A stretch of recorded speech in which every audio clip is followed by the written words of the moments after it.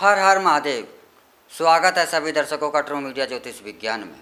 आज हम बात कर रहे हैं आकर्षण तिलक की।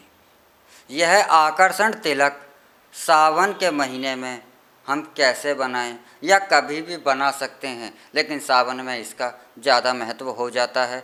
कार्तिक मास में भी इसका ज़्यादा महत्व हो जाता है और सावन में ज़्यादा महत्व इसलिए हो जाता है क्योंकि यह विधि विधान जो बताया है वह रावण संहिता से अर्थात रावण के द्वारा से बताया हुआ है कि आकर्षण तिलक, और रावण भगवान शिव का परम भक्त है।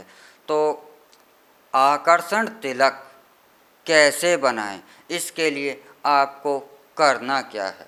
इसके लिए आपको कोई ज़्यादा कुछ नहीं करना, लेकिन यह जो तिलक है यह सभाओं को आकर्षण करने में आपके लिए अवश्य ही काम करता है। आपसे जो भी व्यक्ति बात करता है तो वह आपसे आकर्षित होता है, और जब वह आपसे आकर्षित होता है तो आप उसे अच्छे लगने लगते हैं। वह आपकी बातों को ध्यान से सुनता है, वह आपकी बातों को बल देता है और आपके महत्व को समझता है, वह आपको महत्वशाली समझता है, वह आपसे प्रेम करता है।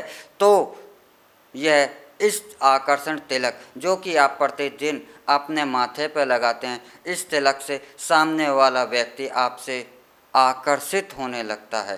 तो यह आकर्षित तिलक रावण ने अपनी रावण संहिता में बताया था। इस आकर्षण तिलक को बनाने के लिए आपको ज़्यादा कुछ करने की आवश्यकता ही नहीं होती। जो हमारा यह प्रयास रहता है कि हम यह प्रयास करते हैं कि कोई भी ज़्यादा ऐसी चीज़ों को ना ढूंढ कर आपके पास लाएं कि जो कि आप सुनने के बाद वह चीज़ें आपको ना मिलें। तो हम अक्सर ऐसी ही वस्तुओं को आपको बताते हैं जो आपको सरलता से उपलब्ध हो जाती है, और जो सरलता से उपलब्ध हो जाएं और उनसे आप अपना उद्देश्य को सफल करें, यही हमारा प्रयास सदैव रहता है। तो इसी प्रयास के अंतर्गत आज भी हम आपको यह आकर्षण तिलक के बारे में बताने जा रहे हैं। यह भी बहुत ही, इसकी भी जो सामग्री है वह भी सरलता से मिल जाती है। यह सरलता कैसे?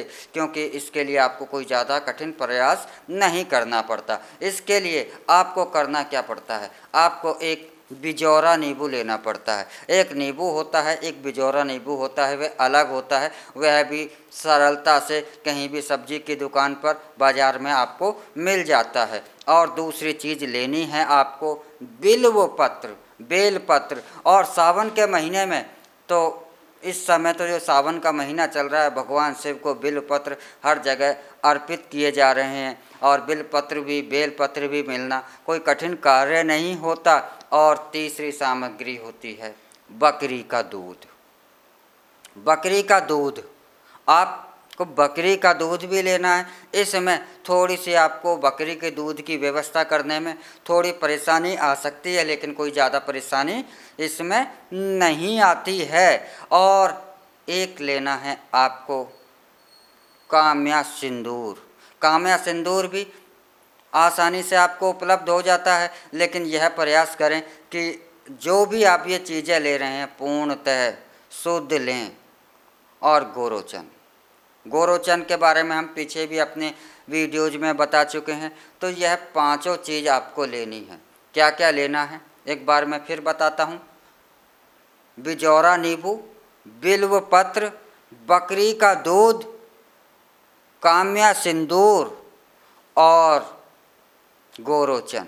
इन पांचों चीज़ों को आपको मिला करके तिलक की तरीके से घोंट कर तैयार करके, पांचों चीज़ों का मिश्रण एक साथ घोंट कर तैयार कर आप इसका तिलक बना सकते हैं।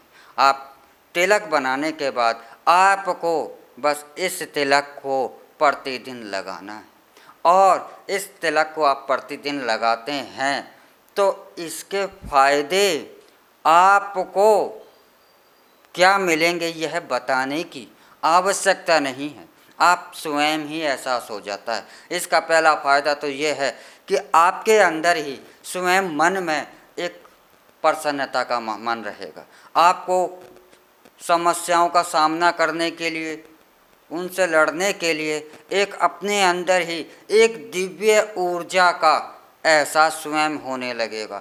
दूसरा, जब सामने वाला आपसे मोहित हो रहा है और वह आपकी ही वंदना कर रहा है, तो अवश्य ही आपको इसमें सफलता मिलेगी और इसका एहसास हो जाएगा। क्योंकि बहुत से कार्य होते हैं कि आपको कभी कभी जीवन में कुछ कार्य ऐसे होते हैं कि जिन व्यक्तियों के सामने जाना है उनसे आपको कोई उम्मीद नहीं होती, लेकिन यह तिलक अपना इतना प्रभाव दिखा देता है कि सामने वाला भी अपना रूखा स्वभाव छोड़कर आपसे मित्रता की तरह, घनिष्ठ मित्रता की तरह आपसे प्रेमी के तरीके से बर्ताव करने लगता है। और जब एक रूखा व्यक्ति आपके साथ अगर अपना रूखापन छोड़कर आपसे मित्रता की तरह बर्ताव करने लगे तो आपकी सफलता निश्चित है।